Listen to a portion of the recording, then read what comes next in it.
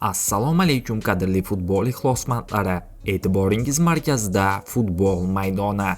Kanalimizga obuna bo'lib, videolarimizga bir dona like bosishingizni so'rab qolamiz.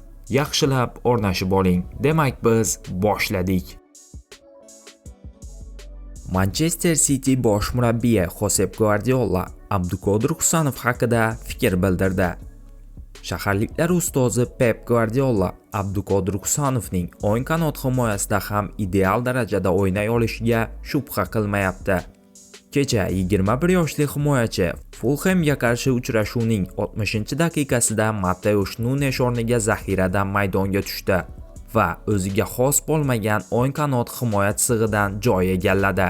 To'g'ri, bu pozitsiya u uchun yangilik emas, biroq Husanovni markaziy himoyada ko'rishga odatlanganmiz. Uchrashuv Manchester City'ning 3-0 hisobidagi g'alabasi bilan yakunlandi. O'yindan so'ng Guardiola Abduqodir haqida gapirdi. Husanovning o'ng qanotda super harakatlarini ko'rdim va bu menga Kyle Walkerning prime davrini eslatib yubordi.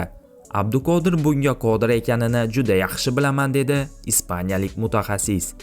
Ma'lumot uchun, O'zbekistonlik yulduz joriy mavsumda Angliya Premyer Ligasida 12 ta uchrashuvda maydonga tushdi. Hamyurtimizga omad tilab qolamiz. Bugungi dasturimiz shundan iborat edi. Video sizga ma'qul kelgan bo'lsa, bir dona like bosib, kanalimizga obuna bo'lishingizni so'rab qolamiz. E'tiboringiz uchun katta rahmat. Bizni kuzatishda davom eting.